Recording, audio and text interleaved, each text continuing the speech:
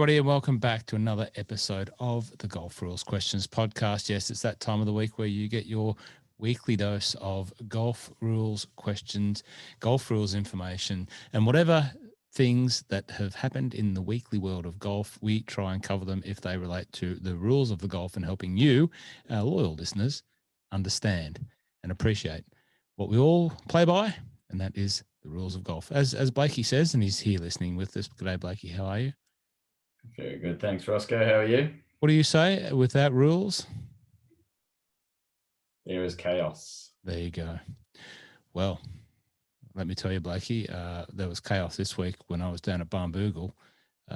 94 holes in 2.5 days. That was chaos in its own right there, but not too many rule scenarios down there to report on. Only the one local rule, Blakey, which we'll cover off down there at Barnbougle, which I thought was quite interesting and obviously is something that helps them play. But plenty to unpack this week in the world of the golf rules. Some of those scenarios we've got to cover.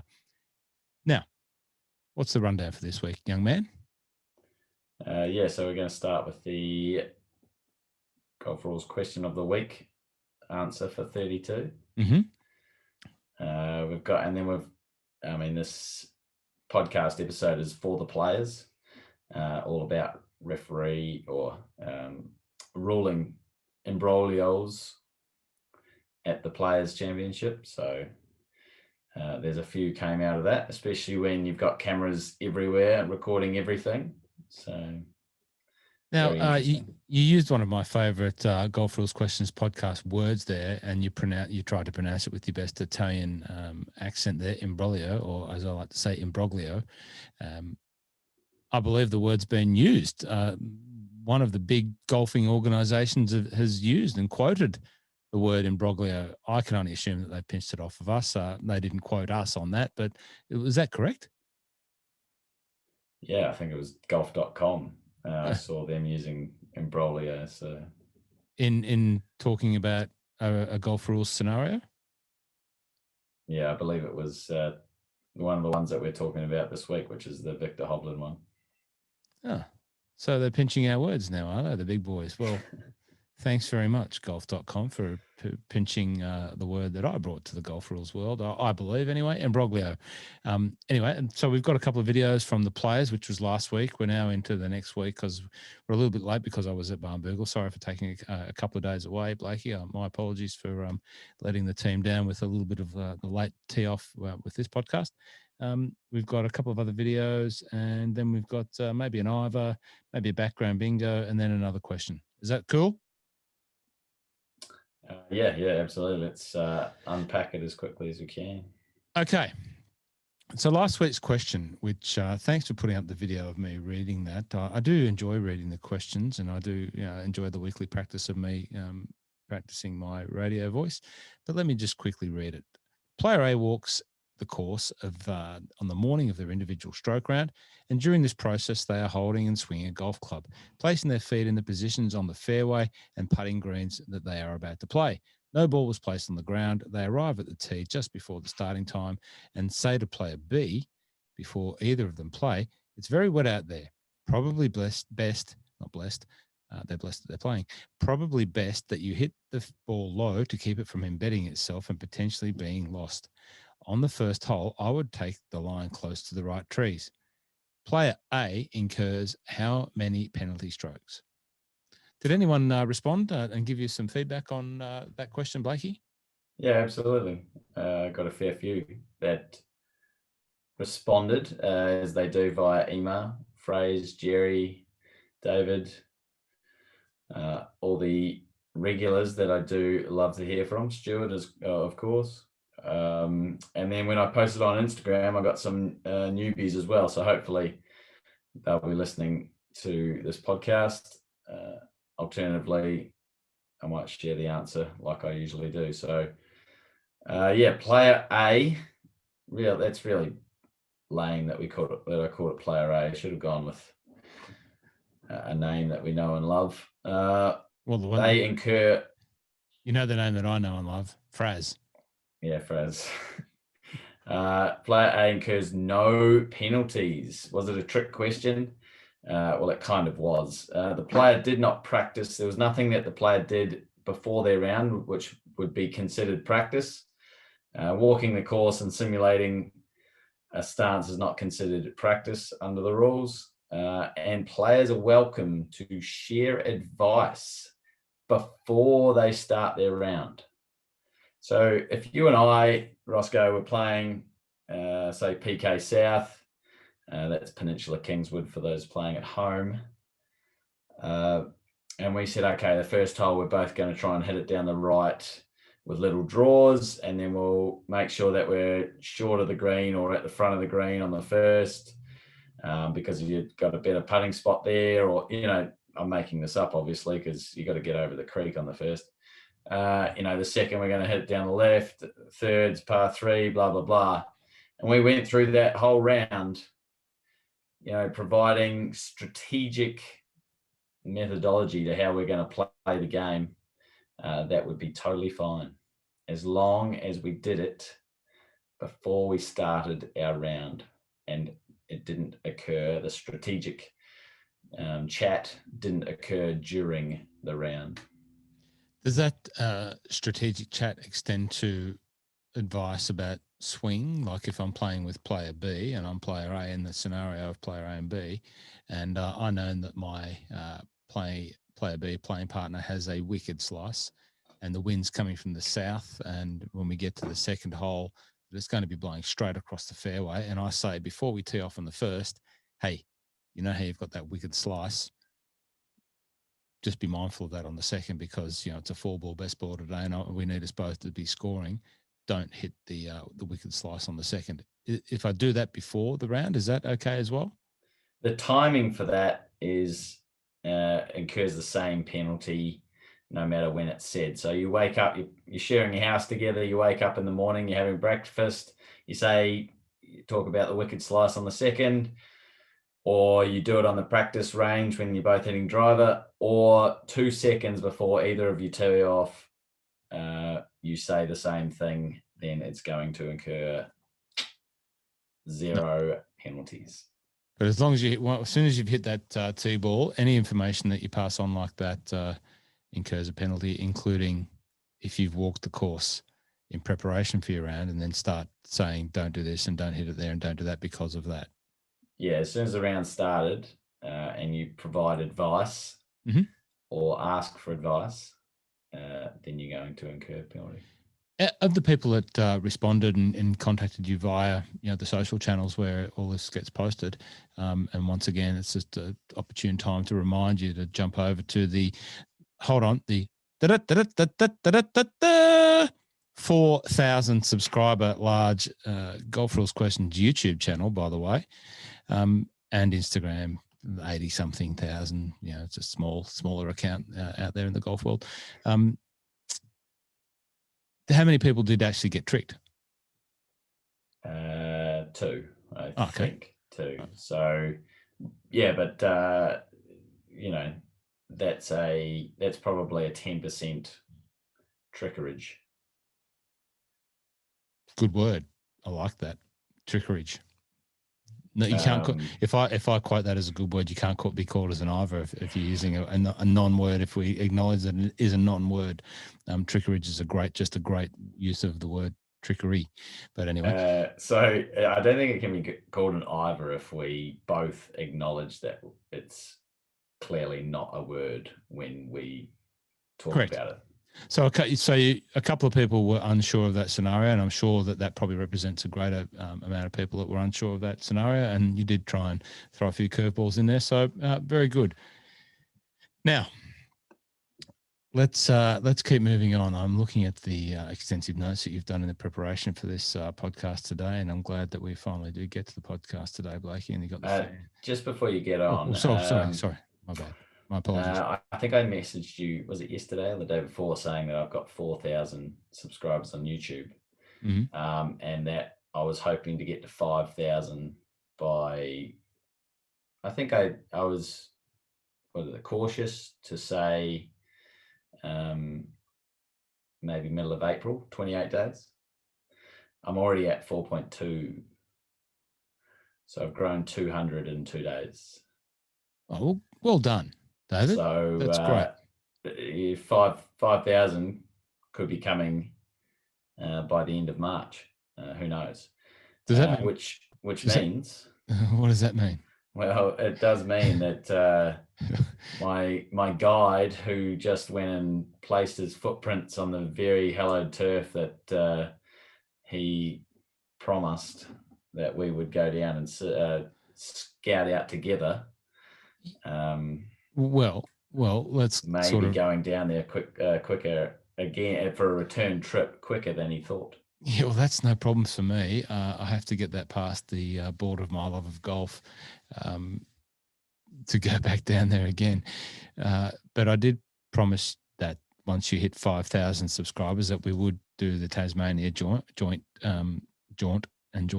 together. That can still happen, and it still will happen. Unfortunately for you, that I did get down before you, because I just had to take the opportunity while I had a couple of days off. And let me tell you, it was fantastic. My first time at Barnbougle, and I know many of the listeners will have already been, because my claim not to fame was that I was the last man in Melbourne not to have gone to Barnbougle, to not have been in Barnbougle, because, as you know, I'm a golf retailer by trade. And it seems that before lockdown, obviously before COVID, every week I was just on a multiple time basis, where are you going? Oh, I'm playing golf at Barnbougle. Oh, great. Have you been before? No, I haven't. I think I'm the only person in Melbourne not to have been. It would happen the next day, and it would happen the next day, and it would happen the next day. And that got to that point where someone said, we're going, we need a fourth person. Do you want to come? And that was it. That was enough of an invitation for me to get down there. And we played, David. I know this pales into insignificance, because you've done 100 holes in a day, or 72 holes in a day. We played 94 holes in 2.5 days. So that's not a bad effort down there on the links of Barnbougle Dunes and Barnbougle Lost Farm. And what was the weather like? It was sensational. Bit overcast, but just light breeze, relative light breeze for links golf. It was just not so if you were going to go down, you'd say March, April would be the time to go. Well, it seems to be that's a good time to go. They've had a bit of good weather down there, but it was just fantastic, David. Just even standing there, just close your eyes, feel the fescue grass under your feet, and I'm missing not going to Scotland to see family, wife's family, my family, but also not my annual dose of links golf experience. But if you close your eyes, and even the smells and the sounds of the birds, and it just felt like being in Scotland. It was great. It was the really waves, or whatever. It was just great. It was just great. Played one round of the 94 holes, decent, but the rest was good and bad. But I still hit some of the best shots of the day on that sort of 92nd, third, and fourth hole. It was just great. But yeah, we played off the middle tees, and we'll talk about tees in a second. So what's next? Bubba loses his ball after a golf cart is driven over it. So we don't have a video for that to this. No, that would be hilarious. But what happened there? Talk to us about that. Yeah, so at the Players' Championship, Bubba hits it a little bit wide, which he can do, and they're searching for the ball. Don't find it. 3 minutes is up. Gets driven back to the tee. Plays the hole out, and then a hole later, someone comes over to him and goes, "Hey, Bubba, I found your ball," and a golf cart driven over it. So one of the spectators, there was no spectators, but just one of the ancillary people that were there, yeah? Yeah, there were spectators. Oh, the spectators, that's right. America, not too many, but there were a few. Yeah, that's Florida. Florida, they're doing that sort of stuff. That's right. So, the thing about that is, okay, people lose balls. It's less likely to lose balls when you're a professional, because the spectators are usually on it really quickly, finding the ball, blah, blah, blah. But, in this case, it probably wasn't as many spectators, and he's probably hit it a fair bit wide to be found. He's accepted that it's lost. That sucks, but he's accepted it's lost. He's moved on. And then for someone to come over and tell him, well, actually, a cart drove over it, and that's why we couldn't find it. That's just rubbing salt into the wound, especially when you're going to miss the cut. But, the ruling around that, okay, if it was known or virtually certain that it had been moved by an outside influence, the cart, then estimate where it would have come to rest, and which basically would have been exactly where it was, except a centimetre higher. Estimate where it would have come to rest and place it there. But because there was no known or virtual certainty that the ball was lost, then Bubba only had one option. Go back to his last or his previous place played. Okay. Poor Bubba. Yeah, poor Bubba. All right. There was something from Barnbougle. There was a couple of. I've got a video that I can send to you of one of my playing partners with one of the fences that adorns Barnbougle, which I'll send to you separately. But they have an interesting scenario over there where it's like compulsory Irish drop. So they don't have any competitions there at Barnbougle, which I learnt that very early. So we were in the Barnbougle Dunes Pro Shop, and one of the fellas that had just been playing walks in. He says, "Oh, can I hand me card in, mate, from your handicap?" And the bloke behind the jump goes, "No, we don't have competitions here. Sorry, sir." He was quite miffed that he had no ability to hand his card in and have it handicapped. And I cheekily said, "Oh, what'd you have? 34 points." He looked at me scorningly and said, "More than that." So I would have been happy with 34 points. That's what I was trying to get. I thought, well, this place is pretty tough, but I believe the chap had somewhere like 40 points. But you can't hand your card in there because it's compulsory Irish drop. If you play by Irish drop, then you can't proceed to hand in a score for handicapping. Irish drop, for those people that don't know, is where it's basically the local rule E5, the alternative to stroke and distance, but you only have to take a one-stroke penalty. That's what we call Irish drop down there, whereas E5 is a two-stroke penalty. Now, if you're playing, for those people that play in Australia, we do permit a score for handicapping to be a score that you've played under that E5 to be recorded, entered for handicapping, but check with your local or your national golfing association as to whether they allow handicapping scores when using the E5 local rule. So you can actually have that as a handicap score if it's permitted. Yeah, right. Certainly in Australia, in Australia, about 35% of our clubs have that local rule as a permanent local rule for their Saturday competitions. Really? Maybe not their board competitions, maybe not their club champs, maybe not their, 4-ball match play competitions, but for your everyday Saturday, Sunday comps, about 35% of clubs have that. Just for one stroke penalty? Two. No, okay. They don't have the Irish drop. No. Yeah, okay. Yeah, right. Okay, that's why I was confused. Yeah, okay. So down there they just say drop one out and take a shot. So, that's right. They were pioneers of the local rule E5, but it was a one-shotter rather than the two-shotter. I mean, the alternative for them is they actually could make them all penalty areas. You see the long grass that you've got in the gives it away, but you see the long grass. They could just say, look, long grass, penalty area type thing, but they haven't. They've just said Irish drop. Well, it's quite penal, that long grass. It's marron grass, and it is very deep. And if you go looking for your ball in there, you're at risk of coming across a Tasmanian tiger snake, or a wallaby, or a blue tongue, and we come across most of those. But you might find more balls than you actually lose because there's plenty of them in there. It's very easy to hit one in there.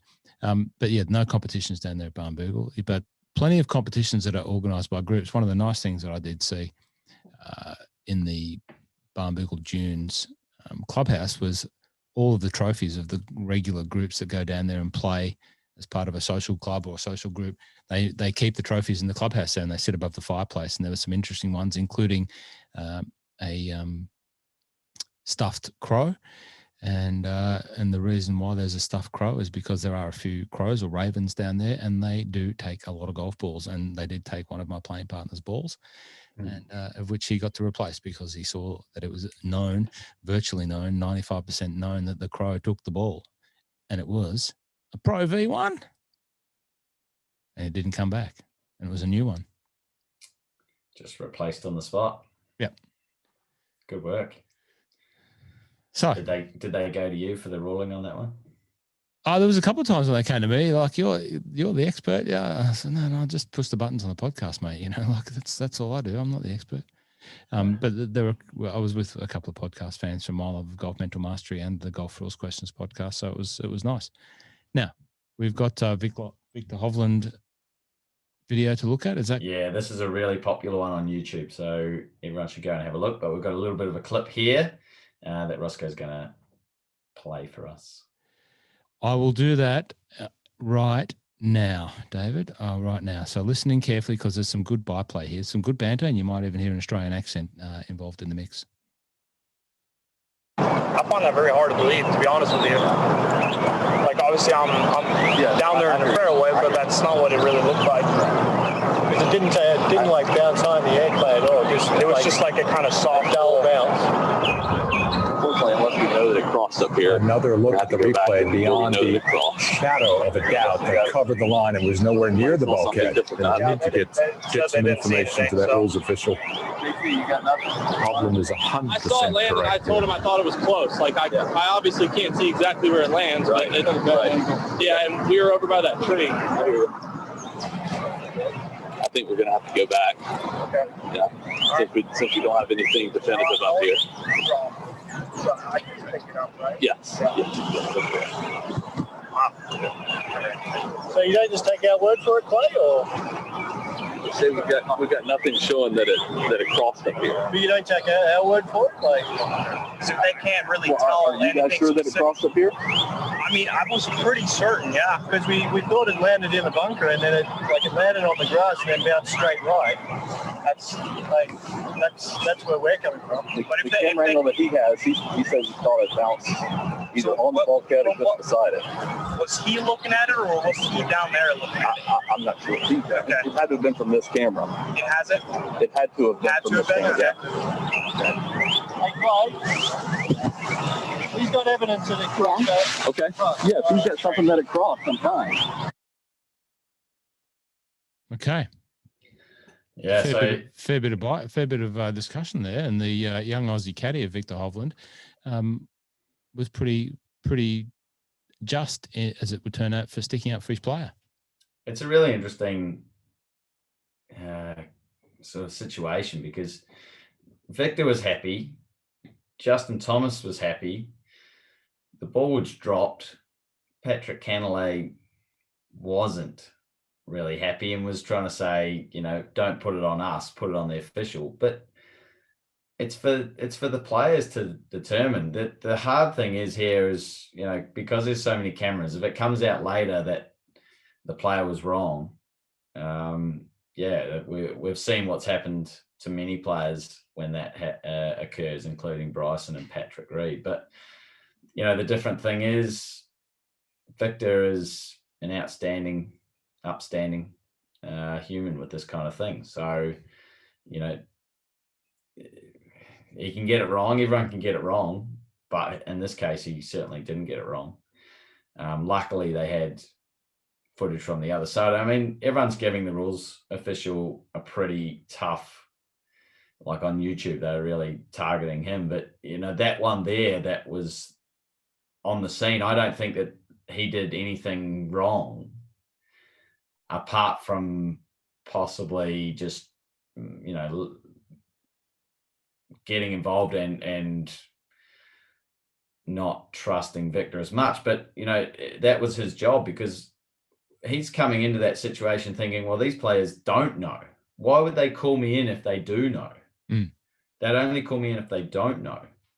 So he's coming in there going, oh, they don't know. And now they're saying like I've had that situation before where the players, I had a situation once where player hits it in and, they were like, oh, we don't know whether it hit the water here or it hit the bank and bounced back. And so they call me in and I'm like, well, how confident are you? Oh, yeah, not that confident. I go, well, if you're not that confident, you're going to have to go back. It was at Royal Pines.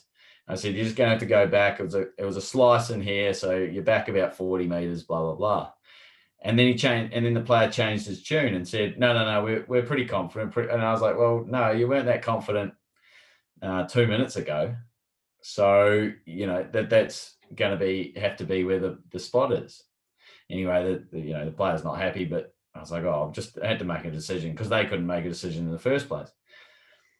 I go over to the fellow competitor, another player in stroke play. Anyway, I say, oh, that's a one-shot penalty and he's got to drop back there. And the other guy goes, oh, yeah, that definitely didn't cross. I don't know what he was talking about. I was like, mate, why didn't you have that conversation with him? So he really just got me in there just to back him up. But when I got there, he didn't really back me up. It's not like he's like throwing me under the bus just so that they all can stay friends and not have a awkward round together. I mean, sometimes you just got to come out and say that what the truth is and say, look, this is what I saw. If you think it's different, let's get a rules official in and they can determine. But at the same time, you still got to stand your ground. He was like, oh, yeah, I don't know. Anyway, so this is in this situation and not trying to drag this out, but go and have a look on the YouTube. We've got some text in there just explaining the situation. But that referee's come in going, well, these players, why would they call me in? Anyway, so he's going, look, it's not conclusive. Now, the one viewing the video possibly needs to check. I mean, it was hard to see, but then at the same time, it looks like it's about 6 inches from the bunker. So definitely should have been picked up there. And then luckily, someone from the other side, the other camera, was able to say that they've got evidence. And that's all anyone's looking for. They're just looking for evidence. Even if the ball has been dropped, if evidence shows that it crossed at a different point, you've got to pick that ball up and you've got to drop it proceeding under the correct. If you played it and you think you've played it under the correct dropping area and everyone's happy with that, it's a different story. You've already played it, fine, you're done. But if you have dropped it but haven't played it, then you've proceeded under the local rule. You've proceeded under the rule, but you've proceeded in a wrong spot, and you've got to fix that up under 14.5. So at the end, everyone was happy with the outcome. Is that correct? Yeah, except for yeah, exactly. But then Victor went on and had a double bogey anyway. Oh, there was another little incident in there that we sort of picked up on, and we were like, oh, I've just got to mention it because, we'll have someone mention it. The caddy, Victor's actually gone through the bunker and, footprints, whatever. And Cantlay then gone and played his shot, and Cantlay's caddies raked the bunker, smoothed it. That's fine, totally fine. But Victor's walked through it again, and then the caddy for Cantlay's actually raked the footprints of Victor, which potentially is a breach of 8.1 if he was authorised, or 8.3 if he wasn't authorised, if he's trying to improve the lie. Now, let's just all play dumb and say that he wasn't and he didn't get authorisation and that it wasn't on the line. But we had to mention it and say, look, this is the situation. If that caddy was trying to improve Victor's line of play, then yeah, it could have been a breach there as well. So go and have a look at the video and see what you think for yourself and let us know. Well, good job, Stuart, for putting all that together, because there was a lot of information going on in that video, and he's got all the subtitles there and the notes very well organised on that video. Go and do that. Have a look at it. It's quite popular. It's quite very popular. How many several thousands of views has it had? 50,000 in 3 days. Yeah, wow. I'm surprised it's not been one that the PGA Tour have black banned you from. They do like to black band me, but that one they've left up, so that was lucky. Well, if they want to give you a job one day, they're welcome to call. They're welcome. But it's a different. Oh yeah, no, they hopefully, but if they were to give me a job, pointing out all the rules situations happening on the PGA Tour, that's not how they operate. Okay, fair enough. If you, you guys have talked about it on My Love of Golf, like Andy Marr. I was listening to you. I love that episode with Andy Marr. I was listening to him and how he sees the PGA Tour. It was spot on. Just a little advertisement there for the My Love of Golf podcast, one of Australia's great interview-based podcasts. Please go and download that episode with Andy Marr, one of Australia's great broadcasters, sports broadcasters, one of the most comprehensive sports broadcasters that we have in Australia. A great man. He's so humble. So humble. Very humble. And I've had the privilege and pleasure of playing a number of rounds of golf with Andy, and we've become sort of friends over that time. And he let me interview him about just a bit of his life and just two blokes having a chat about sport. And thanks for your feedback. If you listen to it, Blakey, you get noted there as one of the 6 listeners that we have at the My Love of Golf podcast. Andy and I had a bit of a chuckle about that. But yeah, it was really enjoyable chatting at a professional level, I guess you could say, somewhat, with one of Australia's best sports broadcasters. So yeah, bit of an ad there for My Love of Golf. Please, I need some more downloads. Please go and help me out. Please subscribe, like, share, all of that sort of stuff. Please. Do I say, have I groveled enough? Yeah, that was a bit over the top. I'm just for the video. Okay, let's have a quick look because my time is tight. I've been away all week, so I've got a few things to do, Blakey, before we prepare for our next trip to Barnbougle. Let's have a look at this one very quickly. Bryson and my favourite golfer of the moment, Lee Westwood, both hit it in the Gesheisen. Get over to the 4th, and Gary Cook is watching. Thank you, Mike. Bryson DeChambeau on the tee. Going with less than driver. Just try to peel a little fade down there into the fairway.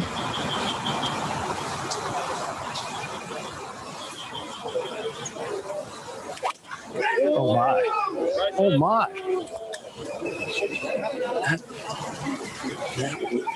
That was nearly a shank as well. Well, it was, but I mean to tell you, we are seeing some swings and some shots that I just have never seen here. Trying to get ahead of it to knock it down and hit it low, and just got the top part of the ball. And that thing barely gets off the ground. Wow, he hit that right on the neck. Yeah, he sure did. Where's it going to go? There's sand and water there, I think. There is both. That's not more than 100 yards off the tee. He's looking like, what in the world? Well, we're hearing it is actually in the penalty area. Now here's Westwood, also with less than driver. Uh-oh. Well, what is that? Well, I don't know, but there's a penalty area over there as well.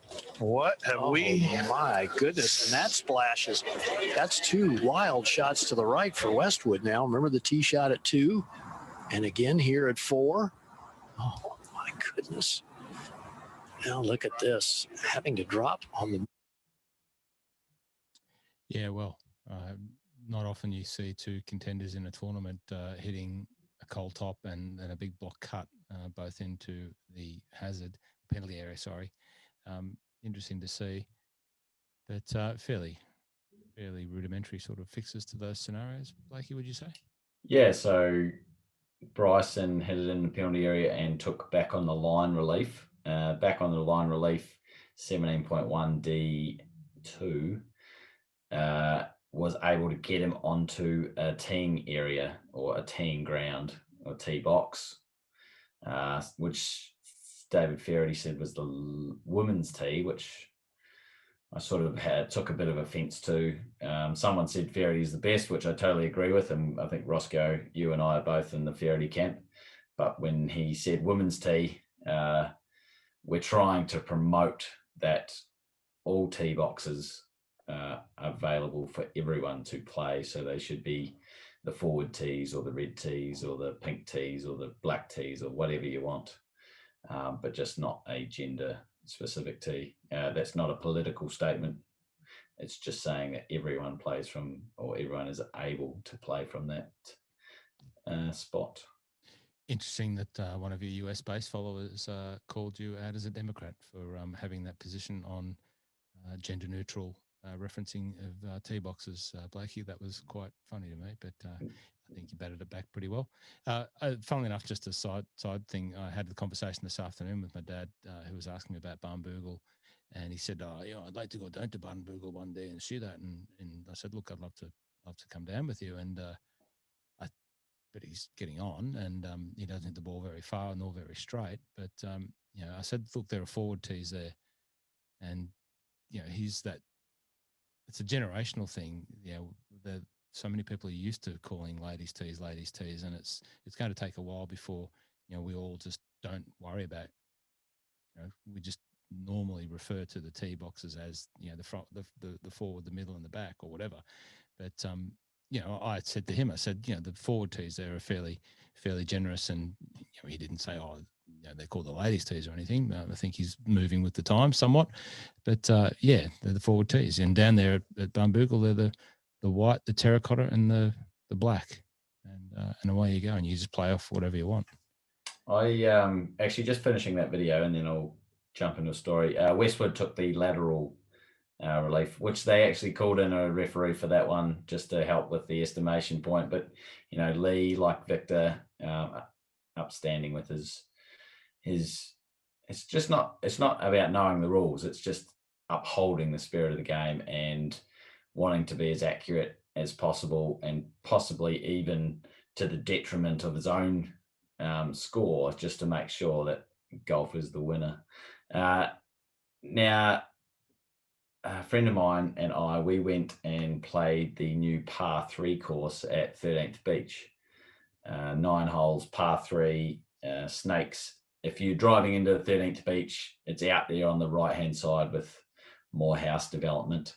Fantastic. Really, really enjoyed it. And, it just sort of emphasized that I could go and get challenged and still enjoy, a 1,800 meter course. That's not 1,800 meters, because that'd be 200 meters times 9. The average hole length would have been about 140. So whatever that is, let's say about 1,200 meters. 1,200 meters, it was still challenging. It was still golf. Didn't need my driver. The biggest iron I hit was a 5-iron. I only had the half set in there.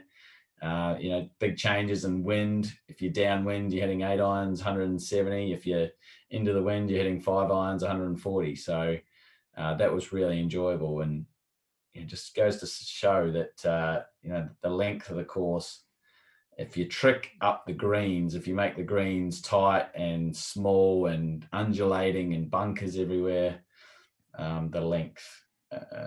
We did speak about length of the ball last week, but the length can be disregarded, and you can still be penalised. Well, it's still golf, isn't it, mate? And that's the thing, I think for us golf nuts and golf tragics, just put golf clubs in our hand and give us a golf ball and give us somewhere to hit it. And, I think that we'd enjoy any form of golf. And, that course as an example. Also, Dan, going back to Barnbougle, they're just about a week away. It was unfortunate that it wasn't ready for us at the time we were there, but a 13-hole short course, which we flew the drone over and had a look at that. We were a bit tired. We couldn't go. We didn't make the effort to go up and walk there because we sort of just had a 40-hole day. But it looks sensational. Short course, some of the best par 3s that you'll ever see, according to the locals, according to the drone footage that we saw. But the one thing I do probably regret now is not playing that final round that we had on the Dunes course on the last day off the forward tees. We sort of talked about it, and I thought, well, we should have probably tried it just to do something different. But yeah, just give us golf clubs and golf balls and give us somewhere to hit it and give us somewhere interesting, and regardless how long it is or what level of tee, we'll play. We'll turn up.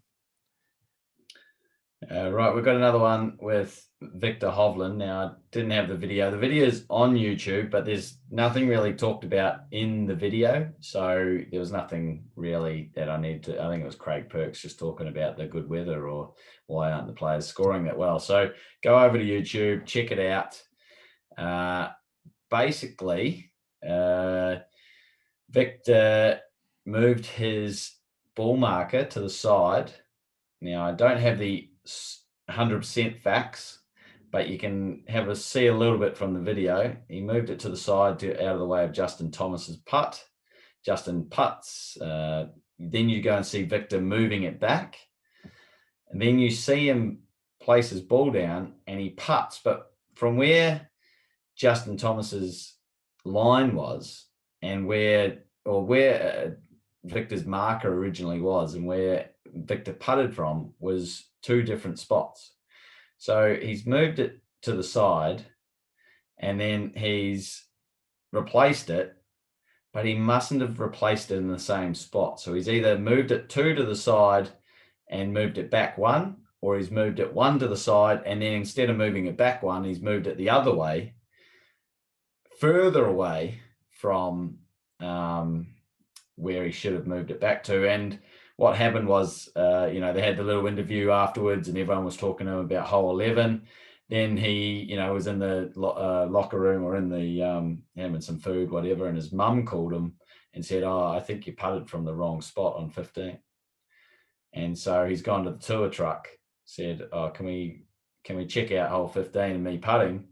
Checked it out, came back, "Yep, that's you've played from the wrong spot." Now, he didn't do it on purpose and he had no idea. So he didn't sign. So he signed from the wrong scorecard, but it was due to him not realizing he had incurred a penalty. So you just add, as of 2019, you just add the 2-shot penalty, and he's safe to go and play the next round, round 2 on the Friday. So I think he either went from a 70 to a 72 or a 72 to 74. I can't remember, but unfortunate. But it was his mum that alerted him to the fact that he probably putted from a wrong spot on 15. I could make a joke about Patrick Reed, but I won't. Good on you, Mrs. Hovland, for ringing that through and making your boy go back to the tour truck and rectify his inadvertent wrongs. Well done. Now, are we finished with that one? Yeah, finished. Going to YouTube. Let's roll on pretty quickly. So a little bit of massive Ivor. Yeah, we covered the Justin Rose shank 2 weeks in a row. You can never have enough of Justin Rose shanking your ball. Still one of my favourite players. Having him shank out of the bunker 2 weeks in a row, just in case you didn't get it, we threw it in, but that was a mistake. And that Ivor goes to you. That might be a 2 times Ivor, Blakey. So I've got a couple. I'll be really quick. So we covered it in episode 31. I didn't realize I'd covered it in 31, and I put it in to 32 as well. Anyway, it was just around Justin Rose taking free relief from a TIO, a temporary immovable obstruction.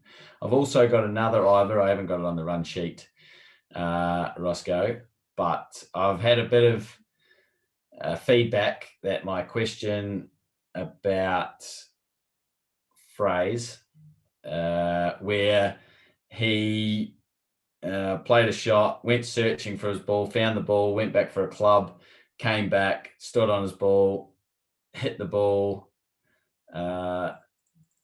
took unplayable, hit the ball onto the green, 1 putted, and that they weren't happy, the listeners weren't happy when I said, when you're listening to these questions, you have to think about what else could have happened there, ask more questions.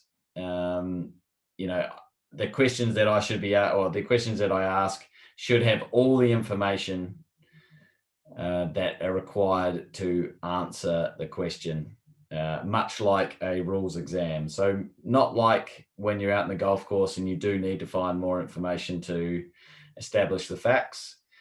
These questions should be more like a rules exam where all the information is there in front of you. You're not allowed to make assumptions. You just have to take it as it is literally written. So feedback has been taken on board, and I will certainly try and do that from now on. Okay. Thanks for the feedback. We're just here trying to provide some free entertainment. That's my motivation anyway. I do press the buttons, but no, fair enough.